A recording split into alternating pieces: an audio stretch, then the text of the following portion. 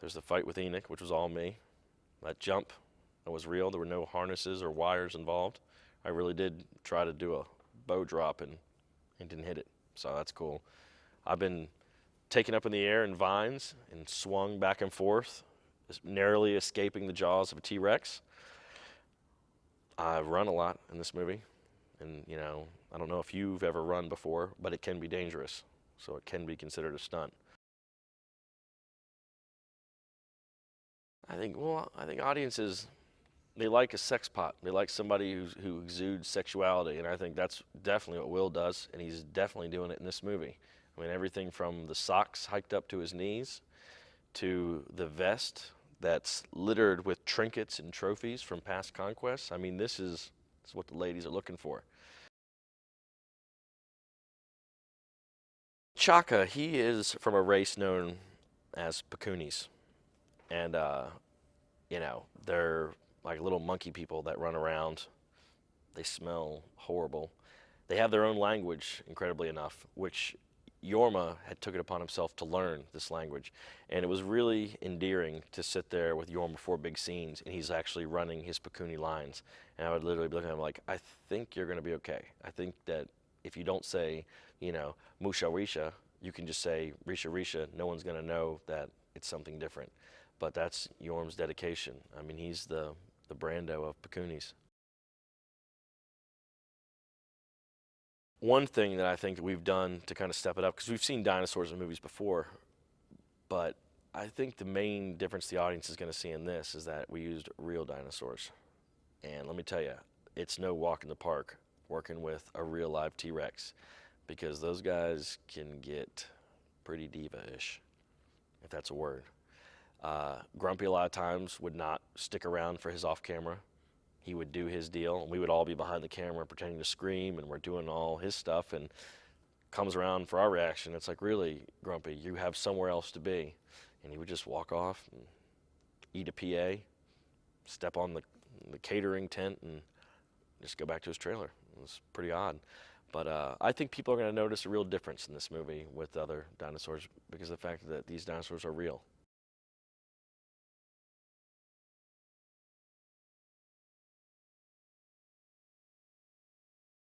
What to us was pretty rich is what if you take people making really bad choices, and who are caught up with the wrong, their focus is just wrong.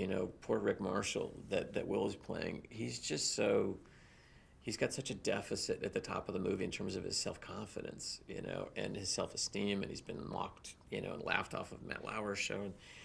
So you take that guy who thinks he's an expert and you put him into this situation, the choices he's going to make are going to be so ridiculously wrong, but you have to make the world feel credible, make the dinosaurs lethal and photorealistic, and that to us just made us laugh. Land of the Lost really centers around a character named Dr. Rick Marshall, who is a celebrity paleontologist who unfortunately one day has chosen Matt Lauer's Today Show program as sort of the venue to bring out to public consumption his theory of quantum paleontology. And in pretty short order, he's laughed out of his business, finds himself basically reduced to doing field trip tours of the La Brea tar pits. Does not have a lot of confidence, and only is challenged to try to regain some confidence when a doctoral student from Cambridge, is played by Anna Friel, Holly Cantrell, shows up to basically try to get him back up on his feet, says that he is brilliant, that she's studied him, and that he has to complete production of this tachyon amplifier, this device that he had always theorized upon, which would basically, in the shortest description, create time and space warps, would locate and amplify tachyon radiation, and basically create doorways into parallel universes. Our Land of the Lost, again, borrows characters and sort of the spirit and design and some of the predicaments from the original show, but it really kind of begins and ends there.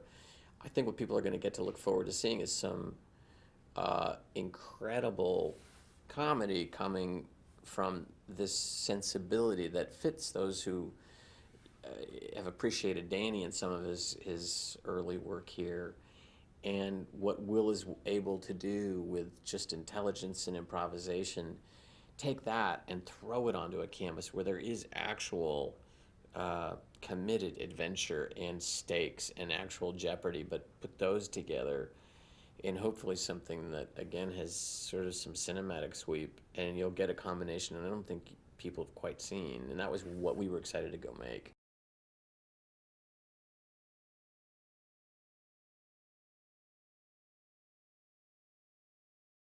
I ended up going back to the original series for certain parts of, like, they kind of shuffle along sort of to the side, almost like a crab in the original series. And I really wanted people to when they first see Chaka, to not have an aversion, be like, that's nothing like the original, sort of thing. So, and me and Brad talked about that too, because some of the original prosthetics that we had covered almost all the face and were a little bit more, they were maybe cooler possibly, but they weren't quite as accurate to the way the original series had been. So then there's a sort of a kitschiness and this sort of wonderfully fun kind of feel to the original. Seeing myself for the first time in both still images and moving was crazy, because I don't look like myself at all. So it's this kind of this amazing transformation of like, oh God, I'm a real little weirdo monkey man. Improving in a different language that's made up is really hard. So I think so you'd want to, like, you'd have like something that you'd want to chime in with, but you'd like, I don't know how to say that. Like, so a lot of times it would be like, Taccone, amura, which is like for our stone scene, I'm just saying like, it's all love. I'm basically saying it's all love, you know, like.